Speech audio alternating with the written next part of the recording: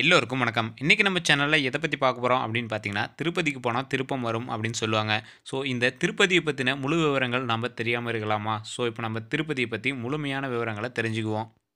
அதுக்கு முன்னாடி நம்ம சேனல இதுவரை சப்ஸ்கிரைப் பண்ணாம இருந்தா சப்ஸ்கிரைப் பண்ணிக்கோங்க. அப்படியே பக்கத்துல இருக்கிற பெல் பட்டன பிரஸ் பண்ணிக்கோங்க. இந்த வீடியோல நம்ம திருப்பதி அப்படின்னா, இதுவரைக்கும் நம்ம என்னலாம் பார்த்துருக்கோம். ஸோ அதில என்னலாம் இருக்கு அப்படிங்கிற விஷயத்த சில கதைகள் மூலமா சொல்லியிருக்காங்க. அந்த விஷயங்கள நாம பார்த்துரலாம். திருப்பதி இந்தியாவில் உள்ள ஆந்திர பிரதேசத்தின் தென்கிழக்கு பகுதியில் உள்ள சித்தூர் மாவட்டத்தில் அமைந்துள்ள ஒரு வைணவ தலமாகும். இந்தியாவில் உள்ள மிக முக்கிய திருத்தலங்களில் இது ஒன்று. இங்கு பல ஆயிரக்கணக்கான பக்தர்கள் வருகின்றனர். இத்தலம் வைணவர்களின் 108 திவ்ய தேசங்கள் என்று அழைக்கப்படும் கோவில்களின் திருவரங்கத்திற்கு அடுத்தபடியாக இரண்டாம் இடத்தில் வைத்து கொண்டாடப்படுகிறது. இந்த பகுதியில் திருப்பதி வெங்கடாஜலபதி கோவிலில் உள்ள திருமலையும் அருள்மிகு பத்மாவதி தாயார் கோவில் கொண்டுள்ள திருப்பதியும் இரு நகரங்களாக விளங்கினாலும் பொதுவில் திருப்பதி என்றே பக்தர்களால் போற்றப்படுகிறது. திருமலை மேல் திருப்பதி என்றும் மற்றது கீழ் திருப்பதி என்றும் கூறப்படுகிறது. திருப்பதி என்ற சொல் திரு பிளஸ் பதி என்று பிரிக்கப்படுகிறது. வடமொழி சொல்லான பதி என்பதற்கு கணவன் தலைவன் என்று பொருளுண்டு. தமிழ் சொல்லான திரு என்பதற்கு புண்ணியம், தெய்வத்தன்மை வாய்ந்த, மேன்மை மிக்க என பல பொருள்கள் உண்டு. திருப்படி என்பதே மருவி திருப்பதி ஆகியுள்ளதாகவும் கருதப்படுகிறது. திருமலை 7 மலைகள் என்றும் அழைக்கப்படுகிறது. இது தெலுங்கில் ஏடு குண்டலு என்று, தமிழில் ஏழுமலை என்றும் அழைக்கப்படுகிறது. 7 சிகரங்களை கொண்ட மலைகளில் திருமலை உள்ளது. இது ஆதிசேஷனின் 7 தலைகளை குறித்து வருவதால் இந்த மலைக்கு சேஷாசலம் என்று பெயர் உள்ளது. சேஷாஸ்திரி, நீலாத்ரி, கருடாத்ரி, அஞ்சனாத்ரி, ரிஷபத்ரி, நாராயணத்ரி, வெங்கடத்ரி ஆகிய 7ம் இந்த மலை சிகரங்களின் பெயர்களாகும். உலகிலேயே பழமையையும் பெருமையையும் வாய்ந்த பாறை மலைகளின் 2ஆம் இடம் வகிக்கும் மலைகள் இந்த திருமலை மலைகள்தான். திருப்பதியின் பழைய பெயரான திருவேங்கடத்தை கிமு 400 to 100 எழுதப்பட்ட தமிழ் சங்க இலக்கியங்களான சிலப்பதிகாரமும் சாத்தனாரின் மணிமேகலையும் குறிப்பிட்டுள்ளன. இந்த மலைகளை பண்டைய தமிழகத்தின் வடபுறத்து எல்லையாக சிலப்பதிகாரத்தில் குறிப்பிடப்பட்டுள்ளது. இந்த வெங்கடேஸ்வரா ஆலயம் எந்த ஆண்டு கட்டப்பட்டது என்பது தெரியவில்லை என்றாலும் இது பல பேரரசர்களால் பராமரிக்கப்பட்டு வந்திருக்கிறது. முதலில் இக்கோவில் கருணாகர தொண்டைமானின் என்ற பல்லவ மன்னரால் ஆக்கம் பெற்றது. கிபி 5ஆம் நூற்றாண்டில் பல்லவ, கிமு 5ஆம் நூற்றாண்டிலிருந்து கிபி 10ஆம் நூற்றாண்டு வரை சோழ, கிபி 17ஆம் நூற்றாண்டில் விஜயநகர இந்த கோவில் பராமரிக்கப்பட்டு வந்திருக்கிறது. விஜயநகர பேரரசின் மிகப்பெரிய மன்னரான ஸ்ரீ கிருஷ்ண தேவராயர் இந்த கோவிலுக்காக தங்கமும் மற்ற விலை உயர்ந்த ஆபரணங்களையும் நன்கொடையாக தந்துள்ளார்.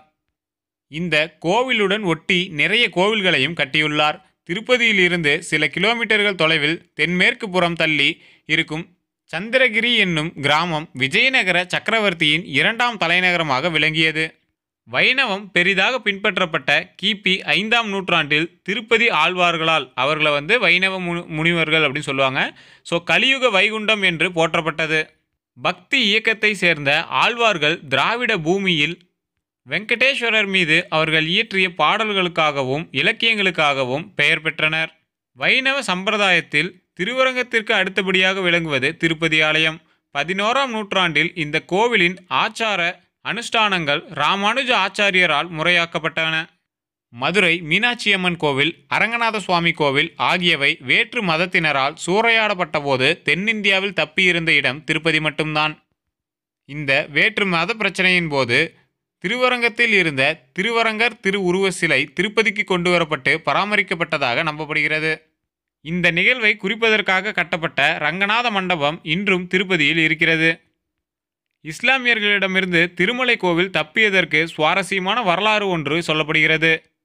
அந்த முகலாய படையினர் மலையின் மேல் என்ன கோவில் இருக்கிறது என்று கேட்டபோது அவர்களின் நோக்கத்தையும் பழக்க வழக்கங்களையும் நன்கறிந்த உள்ளூர் மக்கள் பன்றி கடவுளின் கோவில் என்றனராம். மக்கள் குறிப்பிட்டது வராக பெருமானின் திருக்கோவிலை. இந்த பெருமானை தரிசித்த பின்னர்தான் ஏழுமலையானை தரிசிக்க வேண்டும் என்கிற சம்பிரதாயம் இருக்கிறது. பன்றிகளின் மீது முகலாயர்களுக்கு இருக்கும் வெறுப்பால் அவர்கள் திருமலைக்கு செல்லும் எண்ணத்தை கைவிட்டனர் என்று சொல்லப்படுகிறது. திருப்பதி பிரம்மோற்சவம் புகழ்பெற்ற கோவில் திருவிழாவாகும். பங்குனி மாதத்தில் வருகின்ற பௌர்ணமியை கணக்கில் கொண்டு இந்த திருவிழா நடத்தப்படுகிறது. சில தொலைக்காட்சிகள் நேரடி ஒளிபரப்பும் செய்கின்றன. திருமலை கோவிலில் தினமும் அதிகாலையில் ஸ்ரீவெங்கடேச சுப்ரபாதம் என்று அழைக்கப்படும் திருப்பள்ளி எழுச்சி ஒளிபரப்பினாலும் மார்கழி மாதத்தில் மட்டும் தமிழ் திருப்பல்லாண்டு மற்றும் திருப்பாவை பாசுரங்களை ஒளிபரப்புகிறார்கள்.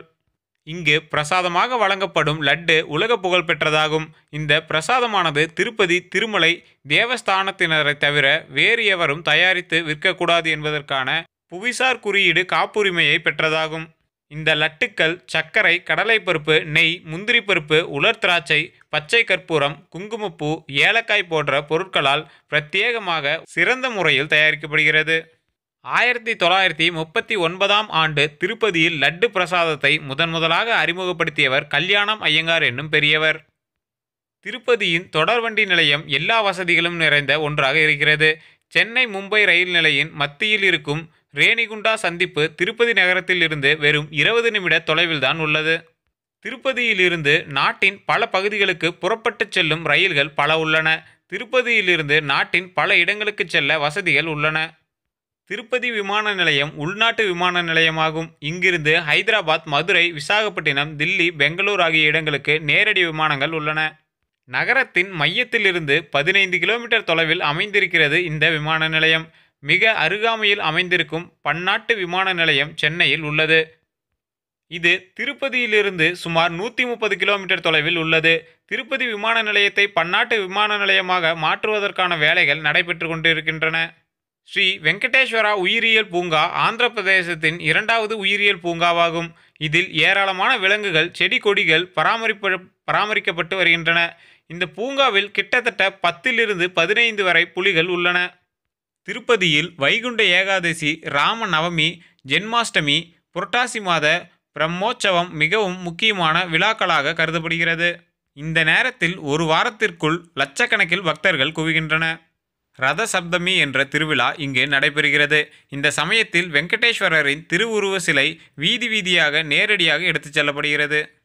இங்கு கீழ் திருப்பதியில் மட்டும் கங்கம்மா ஜாத்ரா என்னும் திருநாள் விசேஷமாக கொண்டாடப்படுகிறது. கங்கம்மாவுக்கு பொங்கல் மற்றும் விலங்கு பலிகளை பக்தர்கள் படைக்கின்றனர். கங்கம்மா கோவிந்த கடவுளின் தமக்கையாக கருதப்படுகிறார். கிருஷ்ணாவதாரத்தை முடித்து பெருமாள் வைகுண்டத்தில் தங்கியிருந்தார். பூலோகத்தில் கலியுகம் தொடங்கி அநியாயங்கள் பெருகின. மீண்டும் இறைவன் பூமியில் அவதாரம் செய்ய வேண்டி காஷ்ய முனிவர் தலைமையில் முனிவர்கள் யாகம் தொடங்கினர். யாகத்தை காண வந்த நாரதர் யாகத்தின் பலனை யாருக்கு தரப்போகிறீர்கள் என்று முனிவர்களை கேட்டார். பலனை சாந்தமான மூர்த்திக்கு தருவதென்று முடிவு செய்தனர். மும்மூர்த்திகளில் சாந்தமானவரை தேடி பிறகு வைகுண்டம் சென்றார். திருமால் பிருகு முனிவரை கண்டு கொள்ளாமல் இருக்கவே அவர் மார்பில் எட்டி உதைத்தார். திருமால் கோபம் கொள்ளாமல் உதைத்த பாதத்தை தடவி கொடுத்தார். பொறுமையும் அமைதியும் நிறைந்த திருமாலுக்கே யாக பலனை தருவதென முனிவர்கள் முடிவெடுத்தனர். மார்பில் உதைத்த பிருகு முனிவரை தண்டிக்கும்படி லக்ஷ்மி சொல்ல திருமால் மறுத்துவிட்டார். லக்ஷ்மி கோபம் கொண்டு பார்க்கடலிலிருந்து கிளம்பி பூலோகத்தை அடைந்து தவத்தில் ஆழ்ந்தாள். திருமாலும் திருமகளை தேடி பூ உலகத்தைச் சுற்றி அலைந்து வெங்கடமலையில் வந்து ஒரு புற்றில் கண்மூடி அமர்ந்தார். அவருக்கு பசித்தது. இது பற்றி நாரதர் தவத்தில் இருந்த லக்ஷ்மியிடம் சொன்னார். லக்ஷ்மி வருத்தமடைந்தாள். நாரதர் அவளிடம் திருமாலின் பசியை போக்க உபாயம் சொன்னார். அதன்படி பிரம்மாவும் சிவனும் பசுவாகவும் கன்றாகவும் மாற லக்ஷ்மி தாயார் அவற்றின் எஜமானி போல் வேடமணிந்து அப்போது அப்பகுதியை ஆட்சி செய்த மன்னனிடம் விற்கச் சென்றாள். மன்னன் வாங்கிய பசு மேய்ச்சலுக்கு செல்லும்போது திருமால் இருந்த புற்றுக்கு சென்று பால் சொரித்தது. பசுவினை மேய்த்த இடையன் பசுவின் பின்னால் சென்று புற்றில் பால் சொரிவதை கண்டான். கோடாரியால் பசுவை அடிக்க முயன்றான். கோடரி தவறி புற்றுக்குள் இருந்து பெருமானின் தலையில் பட்டு இரத்தம் சிந்தியது. தன் காயம் தீர மூலிகை தேடிச் சென்ற பெருமான் ஆசிரமம் ஒன்றினை கண்டார். அது வராகமூர்த்தியின் ஆசிரமம். அங்கிருந்த வகுலாதேவி முற்பிறவியில் கண்ணனின் அன்னை யசோதையாக பிறந்தவள். தன் பிள்ளையான திருமாலின் முகத்தை கண்டவுடன் பாசத்தில் மூழ்கினாள். திருமாலும் அன்புடன் வகுலாதேவியை அம்மா என்று அழைத்தார். வகுலாதேவி தன் பிள்ளைக்கு சீனிவாசன் என்றால் செல்வம் பொருந்தியவன் என்று பெயர். சீனிவாசன் என்று பெயரிட்டாள். தன் பிள்ளையின் காயம் தீர மருந்திட்டு பசி போக்கிட கனிகளை தந்தாள். இந்நிலையில் சந்திரகிரி என்ற பகுதியை ஆகாசராசன் என்பவன் ஆண்டு வந்தான். பிள்ளை வரம் வேண்டி தன் குருகுல சுகமா முனிவரின் ஆலோசனைப்படி புத்திர காமேஷ்டி யாகம் செய்ய நல்ல நேரம் குறித்தான். யாகம் செய்யும் இடத்தை செம்மைப்படுத்தும் போது பூமியில் புதைந்திருந்த பெட்டிக்குள் இருந்த தாமரையில் படுத்த நிலையில் ஒரு பெண் குழந்தை கிடந்தது. தாமரைக்கு பத்மம் என்று ஒரு பெயருண்டு. எனவே குழந்தைக்கு பத்மாவதி என்று பெயரிட்டான். ராம அவதாரத்தின் போது வேதவதி என்னும் பக்தை ராமனை மணாளனாக பெற வேண்டி தவம் செய்தாள். ராமனும் அவளிடம் பின்னாளில் அவளை மணம் செய்து கொள்வதாக வாக்குறுதி தந்தார். அதன்படியே வேதவதி பத்மாவதியாக பிறந்தாள். பிறந்து ஆகாசராஜனின் மகளாக வளர்ந்து வந்தாள். சீனிவாச பெருமாளுக்கும் பத்மாவதிக்கும் திருமணம் இனிதே நடந்தது.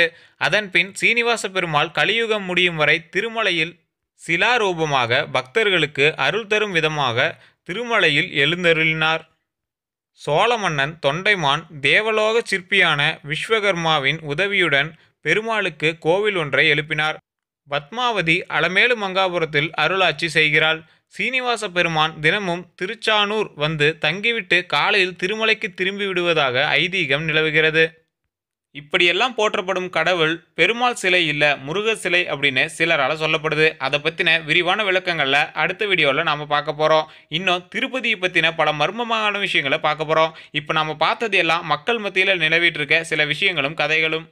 இனி வரும் வீடியோக்களில் தான் பல சுவாரஸ்யமான வரலாறுகளும் பல மர்மமான தகவல்களும் உங்களுக்கு வந்து சேரப்போகுது.